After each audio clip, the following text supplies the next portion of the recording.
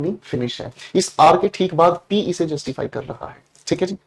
Question 39 पर आओ दोस्तों। लिखा है हमारे सामने, क्या है भाई, पी आर पी क्यू, यानी कि एस की शुरुआत नहीं है। There was once a time when people looked forward to the lazy evenings. एक समय हुआ करता था जब लोग शाम को आलसी भरे होते थे और आलस के शाम के इस वक्त को अक्सर देखते थे।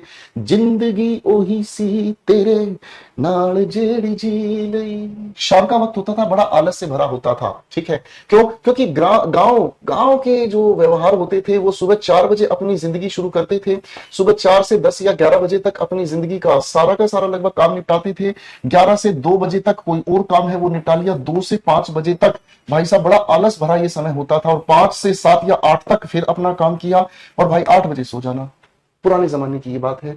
आजकल कहानी उल्टी हो गई है, और कहानी उल्टी क्या हो गई, लोग भाई साहब सोते ही सुबह 4 बजे हैं।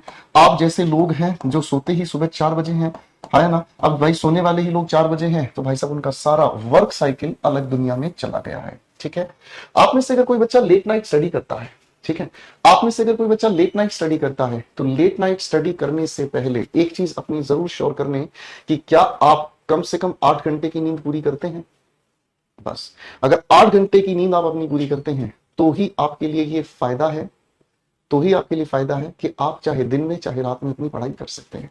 ठीक है, वैसे बायोलॉजिकली अगर हम कहें, अगर आप एक साइंस स्टूडेंट है तो मेरी बात जल्दी समझ पाएंगे। सर विप्लव को क्लास से हटा दीजिएगा।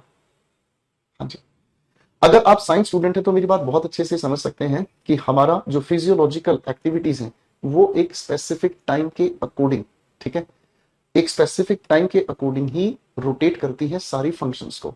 ठीक है, तो लेट नाइट स्टडी करना आपके लिए रिस्क भी है। ठीक है, कोशिश कीजिएगा लेट नाइट स्टडी की बजाय आप अपने दिन को इतने हिस्सों में प्रॉपर तरीके से बांटे, ठीक है, उसे मैनेज करें। सर लेट नाइट ऑफिस रहता है, क्या ऑफिस है आपका, क्या काम करते हैं मेरे भाई।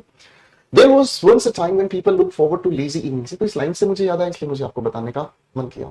They had a simple choice of programs on Doordarshan. लो जी, पुराने जमाने के बाद दूरदर्शन के अलावा कोई और होता ही नहीं था। ठीक है जी, दूरदर्शन के अलावा कोई और नहीं होता था।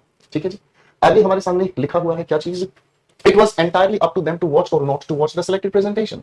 दूरदर्शन चैनल चलता था, उस पर जो आ रहा है आपको देखना है देखो, नहीं देखना मत देखो। Today the satellite and cable television have stone the media world of information and entertainment. आज के समय में सब कुछ बदल गया है, आप जानते हैं सब कुछ बदल गया है मीडिया एक्सेट्रा आने की वजह से। तो शुरुआत पी से हम कर लेते हैं, तो ये दोनों बाहर हो गए, है ना जी। पी के बाद एस, पी के बाद एस पहले से ही दे दिया है हमें आंसर, है जी। पी के बाद एस और पी के बाद एस दोनों ऑप्शन हमें पहले से ही दे दिए हैं, है जी बच्चों। चलिए अब हमें देखना होगा